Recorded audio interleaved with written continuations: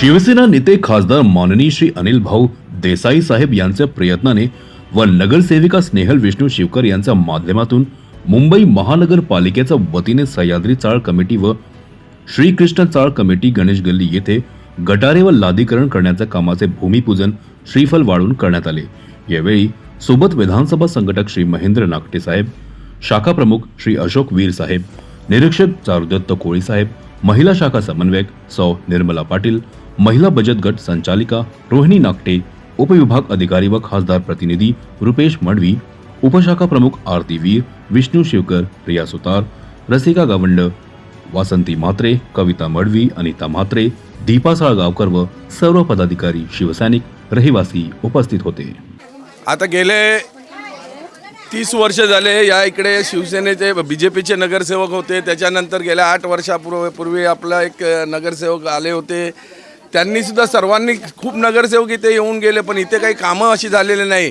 एकूण फक्त कामं जी होतात ती एक शिवसेनेच्या शाखेच्या माध्यमातून सर्व कामं होतात। आमचे शाखा प्रमुख असतील, मी विधानसभा संघटक असेल, आमचे जे शिवसैनिक असतील, उपशाखा प्रमुख, गटप्रमुख आहेत, त्या लोकांच्या माध्यमातून इथली काही साफसफाई वगैरे असेल ती केली जात होती आत्तापर्यंत।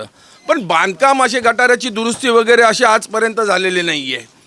काही कारणास्तव आता आम्ही लोकांनी आत्ताच आमची नगरसेविका श्री स्नेहल विष्णू शिवकर आत्ताच निवडून आलेले 1 महिना झालेला आहे।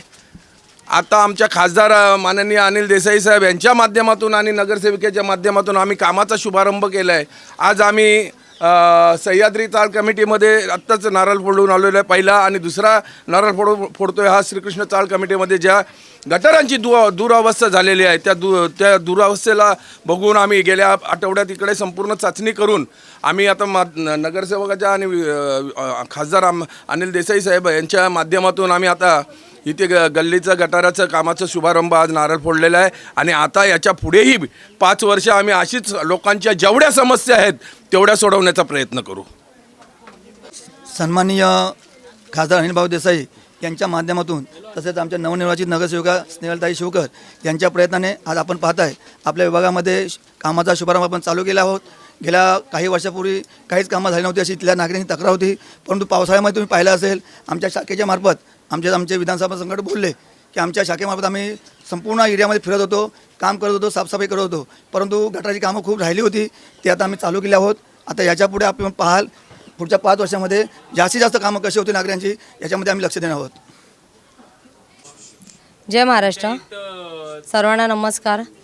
जसं की आपण बघतोय काही लोकांच्या समस्या होत्या, गटाराचं पाणी वगैरे त्यांच्या दरवाजातून वाहत होतं, त्यानुसार आपण नागरिकांच्या इथं समस्या जाणून घेऊन त्याच्यावर आपण एक समस्या म्हणून प्रत्येकाच्या इथे जाऊन ते एक निदर्शनास आणून आपण बघितलेलं आहे कोणाच्या इथं काय समस्या आहेत गटाराच्या, ते पाहून आम्ही आज गटारापासून म्हणजे गटारांची बांधणी करून ते त्यांचा हे नारळ वाढवून असा शुभारंभ केलेला आहे। आणि असंच नागरिकांच्या समस्यावर आम्ही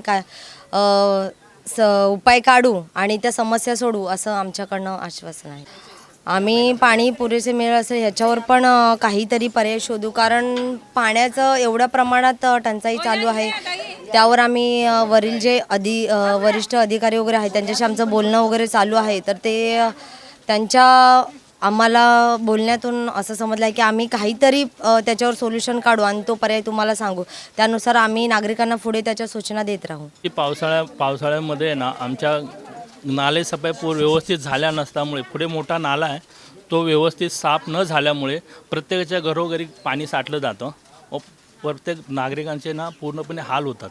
तर आता ह्या नगरसेविका ज्या आल्या त्यांनी श्री गणेशा इथूनच चालू केलेला आहे नारळ फोडून, आणि ह्या गेल्या आठवड्यात येऊन सर्व सर्वे करून गेल्या की कुठल्या ठिकाणी चोकअप होतं आहे, कुठे ते क्लीन करायचं आहे, तर त्यांनी नारळ फोडलेला आहे आणि ह्या कामाला यश येईल ही मी अपेक्षा करतो। ते त्यांना गटर भरपूर भरतात, संडाचं पाणी येतो ना गटराचं ते पूर्ण बाहेर येतं, गटर भरपूर दिवस झालं केलं नाही काम।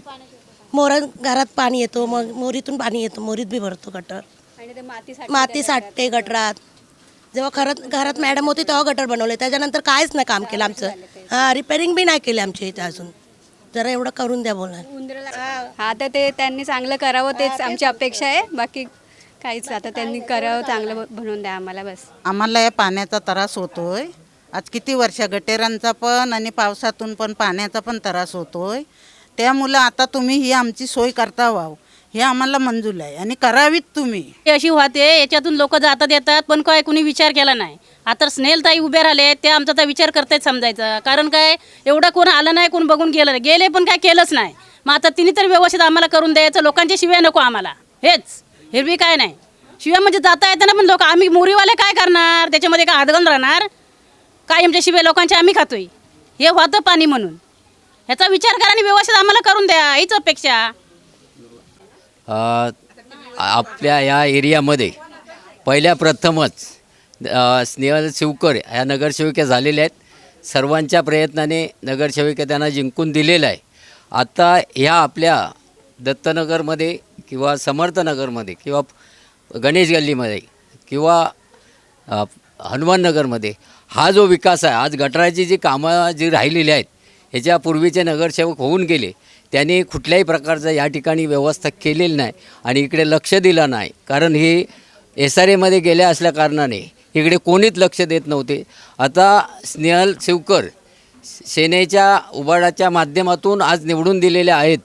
त्या ह्या नगराचा विकास करण्यासाठी आमचा त्यांच्या पाठीमागे पाठिंबा आहे आणि सहकार्य आम्ही करणार आणि त्या काम करतील ही आम्हाला गॅरंटी आहे. त्याच पद्धतीने विकासाच्या कामाच्याबद्दल सुद्धा साहेबांना भेटून पुढचा विकास कसा लवकरात लवकर होईल याच्यासाठी आमचा प्रयत्न चालू असेल. आपल्याकडे नगरसेविका प्रतिनिधी म्हणून दिलेले आहेत, त्यांच्या माध्यमातून आम्ही पुढील कामासाठी वाटचालीसाठी त्यांच्या पाठीशी सतत उभे राहणार आहोत आणि सर्व विकास घडवून घेणार आहोत. धन्यवाद. जय महाराष्ट्र.